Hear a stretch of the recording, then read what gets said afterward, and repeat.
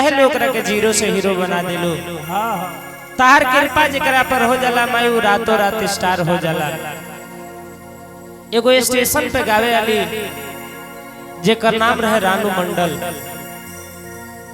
Station पे गावत रहली और रातों रात स्टार बन गई डिजिटल माध्यम से। माई के कृपा भइल ऐसा कोनो हिंदी के चाहे भोजपुरी के स्टार लो ना होके जे उनका लोग फोन ना करत होके। आइए बरा जाके देखें फिर से वही दिन पे आ गई बड़ी।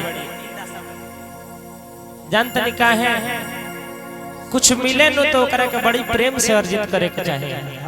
जब माई के कृपा रउरा पे भइल तो ओकरा के रउरा बढ़िया से सजो ना पानी, ओकरा के बढ़िया से अर्जित ना कनी ना तरुरा फिर से वो लेवल पर रहती।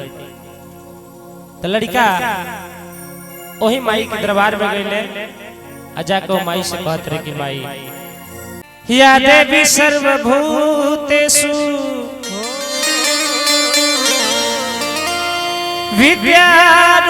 विद्यारूपेण संस्थिता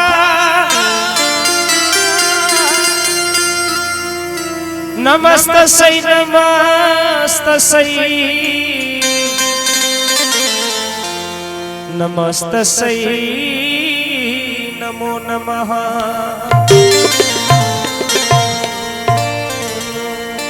लड़का माई से कहते रहे कि माई हमारी हरिया माई, अरे हमारी हरिया हो माई जैसे सबकरा पर अपन दया दृष्टि बनैलू। तू पवन सिंह के स्टार बना देलू, खेसारी के हीरो बना देलू माई, तो हमने जैसे लड़कन के तू काहे नहीं तू बना सकत। लेकिन हमने के उतना बड़ा सपना नहीं खे माई, तार कृपा बना रहे, तार मर्जी रहे कि हमने के एकाध गो भजन कीर्तन गावत कहीं जाए, इतने आशीर्वाद चाहिए। लड़का माई से कलश की माई हमारी ओरिया माई हमारी ओरिया हो,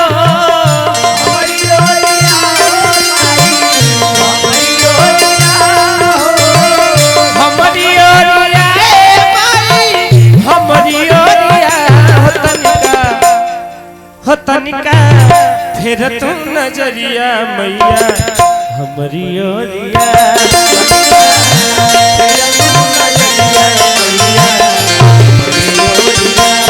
तनिका फिर तू नजरिया मैया हमारी ओरिया,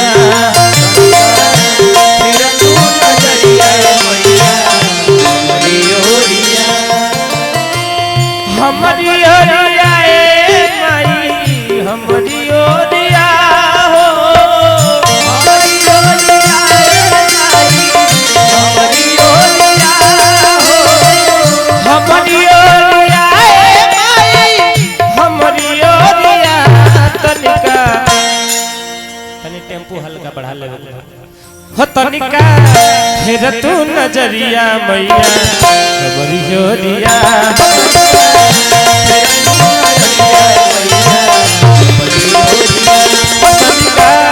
फिर तू नजरिया मैया हमारी ओरिया, फिर तू नजरिया मैया हमारी ओरिया।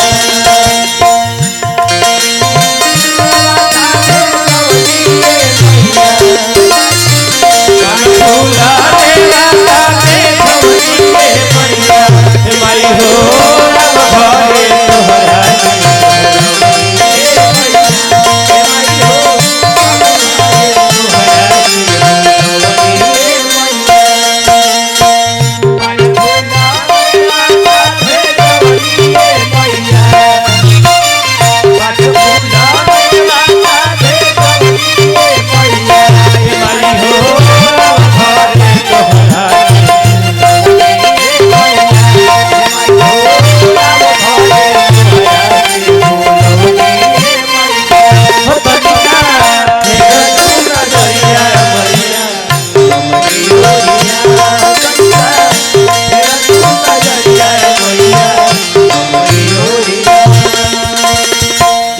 के माई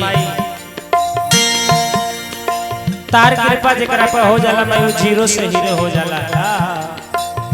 तू जेकरा के चाहे लोकरा के राई से पर्वत बना दिलवे माई। लड़का माई से कलश की माई सुर के सरिता ताल के तलैया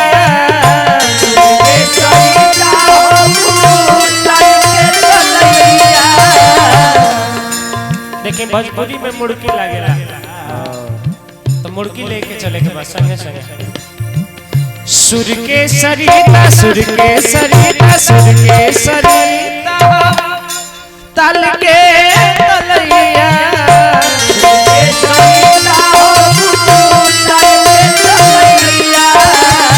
हम तो हर बेटा तू ही हमर मैया हम तो हर बेटा तू ही हमर मैया भइले देरिया माई भइले देरिया हो भइले देरिया भइले देरिया माई भइले देरिया हो तनिका फिर तू नजरिया मैया हमारी ओरिया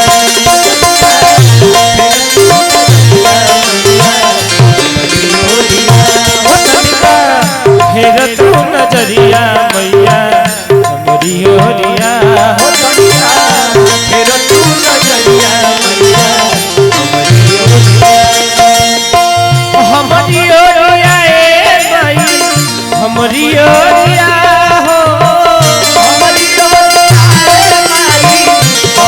ओरिया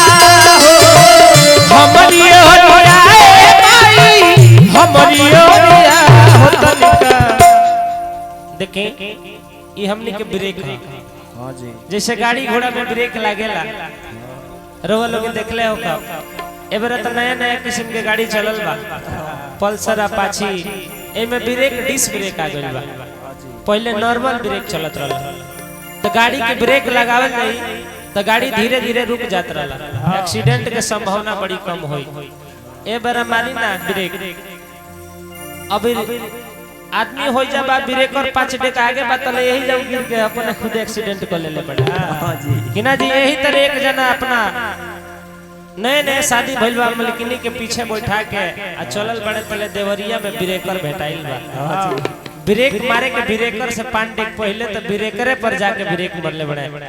चलिए देखिए चाचा जी की तरफ से बड़ी बड़ी आशीर्वाद मिलल भगवान से कामना प्रार्थना सुकामना खाती करम ये रुपया जौना खजाना से लो खजाना में लाखों करोड़ों के कहल गइल बा कि तन के शुद्धि स्नान से होला मन के शुद्धि पूजा पाठ से होला ओही तरह रुपया पैसा धन जजात के शुद्धि भगवान के दरबार में कुछ दान से होला। 7 दिन तक भगवान के नाम के चर्चा भइल रही जा। आज अंतिम दिन बा जेकरा भी दान पुण्य करे के बा श्रद्धा भाव से जो रुपया मन करे 1 रुपया 2 रुपया 1000 रुपया जितना भी दान करे को के ए दरबार में वो दान कर सकिले। आज भर ही दान करे के मौका मिले तो कहे के बाद देखिए ब्रेक मरले अपने तो गिरबे कइले संग संग मलकिनियों को चोट लागल। तो देखी टेक्निकल तो बढ़िया बा लेकिन ओकर दुरुपयोग होता समय पर प्रयोग नहीं होता कि ना जी। तो चले लड़का माई से कहले कि माई हो तनिका अरे फिर तू नजरिया मैया हमारी ओरिया हो तनिका फिर